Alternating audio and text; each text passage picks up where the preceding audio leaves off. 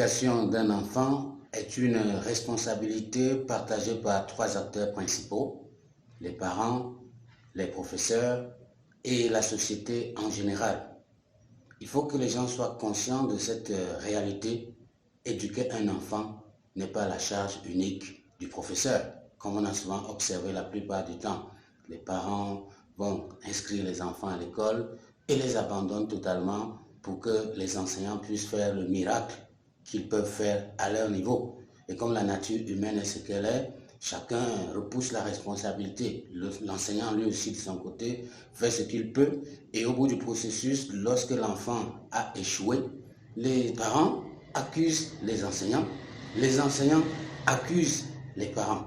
Vous avez compris, dans ce module, nous allons parler de la question de l'éducation, mais orientée sur un aspect particulier. Quel est le rôle du parent dans l'éducation scolaire de son enfant? Mesdames et messieurs, chers académiciens, bienvenue à l'Amphi.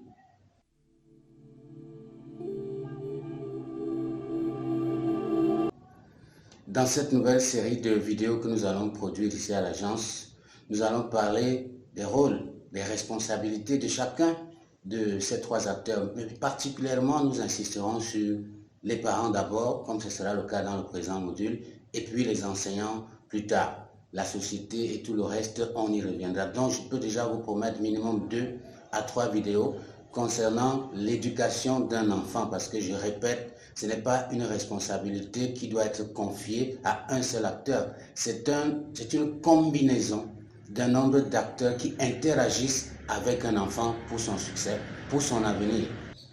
Alors, quel est le rôle du parent dans l'éducation scolaire de son enfant? C'est-à-dire, quel est le travail que le père et la mère doivent faire au moment où ils décident de s'engager à envoyer leur enfant à l'école?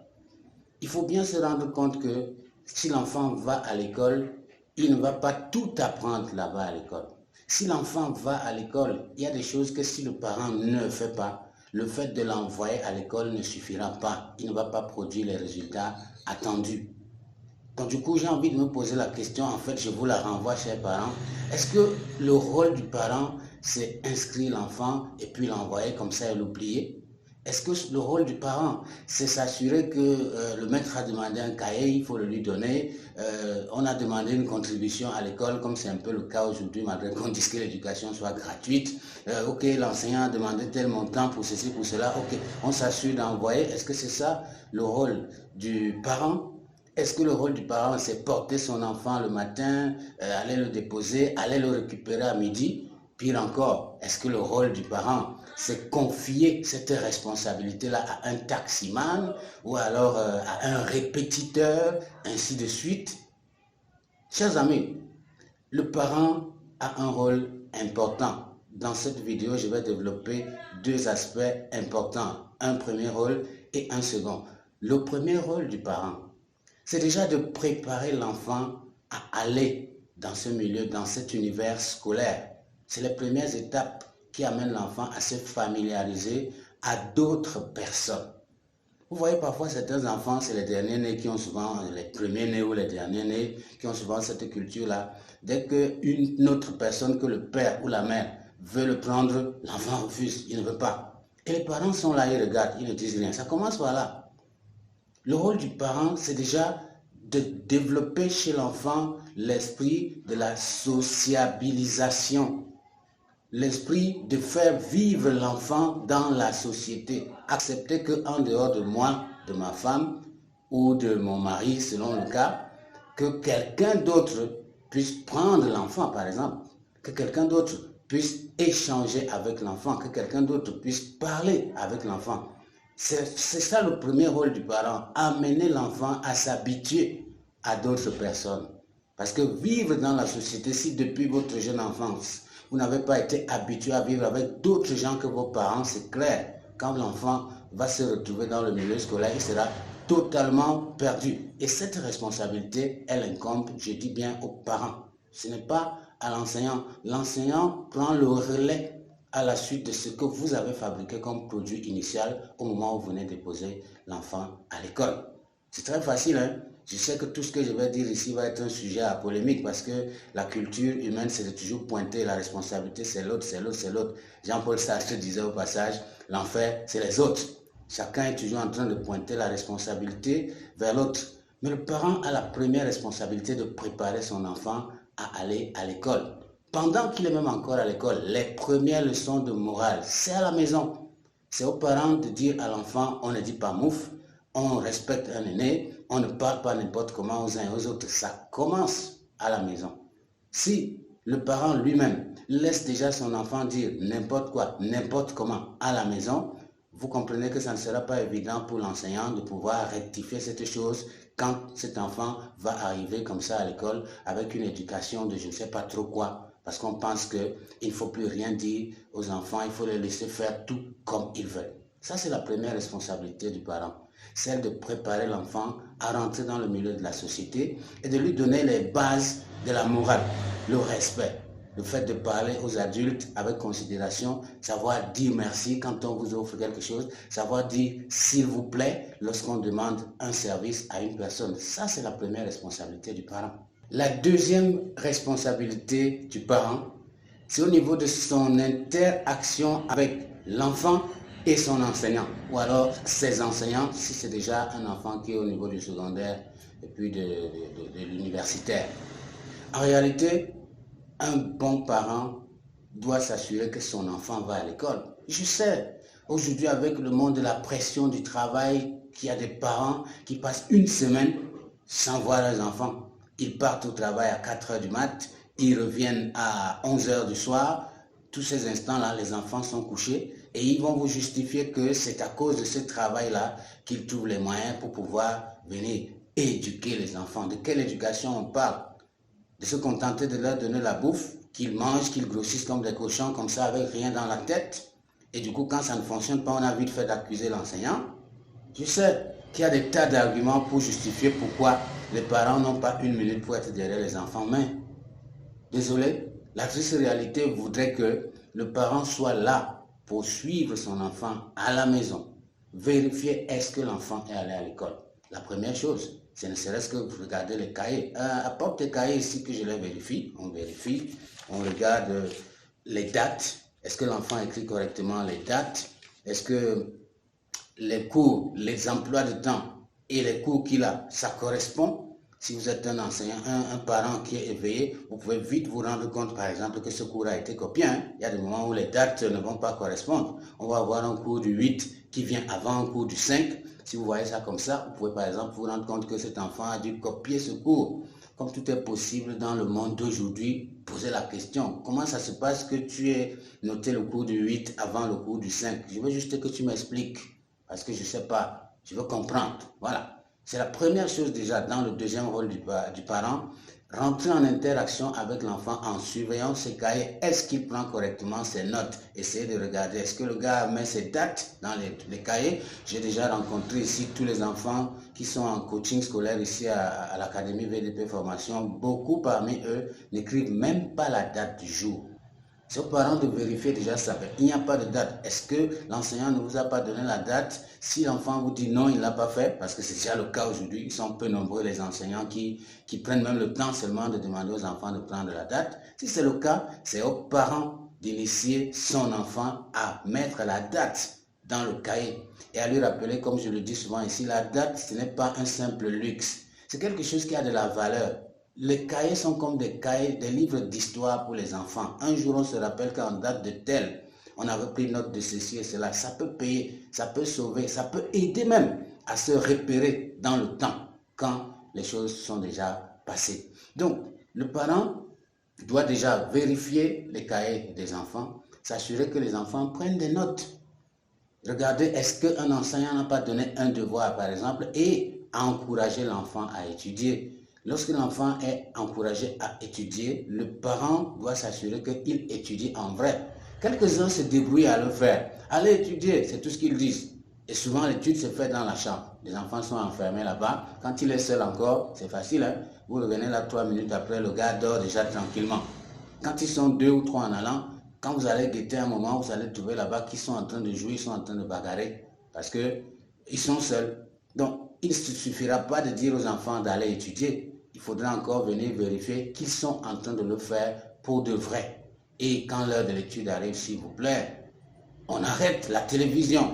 On n'a pas besoin de dire aux enfants d'étudier pendant qu'ils sont là, la télé est là. Si vous voulez regarder les informations et tout le reste, au même moment que les enfants sont en train d'étudier, trouvez un cadre bien aménagé pour qu'ils ne soient pas distraits par ces choses-là. Encore que, si vous voulez jouer le rôle du parent dans l'éducation scolaire d'un enfant tel que nous l'enseignons ici à l'Académie VDP Formation, franchement, à l'heure de l'étude, la télévision doit s'arrêter. Parce que le parent participe pour de vrai à l'éducation de son enfant. Ça, c'est la deuxième chose dans le deuxième palier de la responsabilité du parent. S'assurer que l'enfant fait ses devoirs. Et la troisième, qui est souvent la plus compliquée et la plus rare, c'est de rentrer en interaction avec le ou les professeurs de vos enfants. C'est curieux. J'ai fait plus de 20 ans dans le milieu de la pédagogie active en milieu scolaire. Je n'ai pas trop de souvenirs de visage des parents. Je ne me rappelle pas trop. Je n'ai même pas le souvenir d'un seul parent qui a été ami à moi en tant qu'enseignant de son élève. La plupart du temps, pour ceux qui ont été un peu proches, c'est le hasard qui a voulu qu'on soit membre de la même communauté chrétienne ou qu'on se retrouve par la force de la nature à être tous des enseignants. À ce moment-là, il y a un certain nombre de choses qu'on partage de manière forcée, mais ça n'aura jamais eu un rapport direct avec comment est-ce que son enfant est éduqué. Combien de parents prennent une minute pour vouloir se familiariser aux professeurs ou aux enseignants qui s'occupent de leurs enfants? C'est pourtant une très grande responsabilité, chers amis. Chers parents, l'un de vos rôles, c'est de vous assurer que vous connaissez déjà le nom de votre enseignant, si c'est un enfant, de l'enseignant de votre enfant, s'il vous plaît, si c'est un enfant du primaire, ou au moins le professeur titulaire de votre enfant s'il est au secondaire. La moindre des choses.